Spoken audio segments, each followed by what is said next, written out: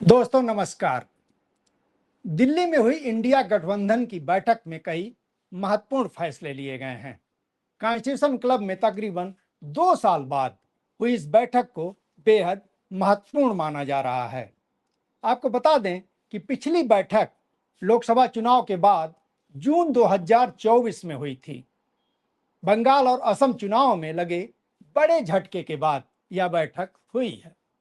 हालांकि तकरीबन सभी दल इस बैठक में शामिल थे, लेकिन डीएमके ने इससे अपनी दूरी बनाए रखी। वह सूबे में कांग्रेस के रुख से नाराज थी। बैठक के बाद प्रेस कॉन्फ्रेंस को संबोधित करते हुए कांग्रेस अध्यक्ष मल्लिकार्जुन खड़गे ने बताया कि बैठक में 5 प्रमुख फैसले लिए गए हैं।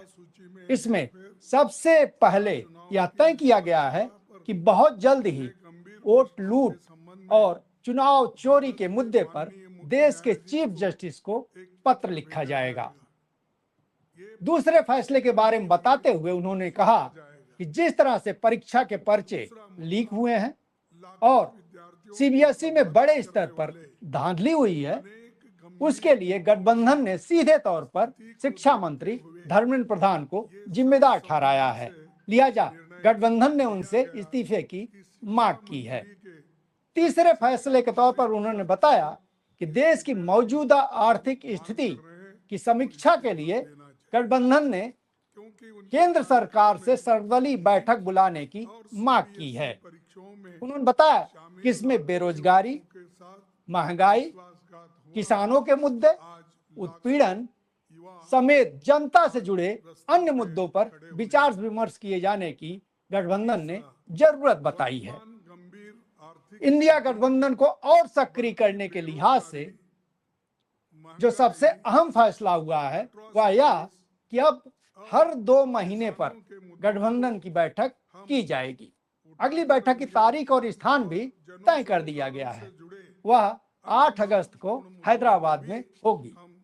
आखिरी फैसला यह हुआ है कि संसद के मानसून सत्र के दौरान पार्लियामेंट में विपक्षी दलों के बीच कोऑर्डिनेशन बना रहेगा और हर सुबह विपक्ष के नेता के साथ गठबंधन से जुड़े दलों के सांसद बैठक करेंगे। यह बैठक उस समय हुई जब देश में चौतरफा हाहाकार मचा हुआ है। परीक्षा प्रश्न पत्रों के लीक और सीबीएसई परीक्षा की धांधली समेत शिक्षा के क्षेत्र से जुड़ी कई खामियों के बाद देश के नौजवान उबाल पर और अब तक उनका एक जंतर मंतर पर प्रदर्शन भी हो चुका है।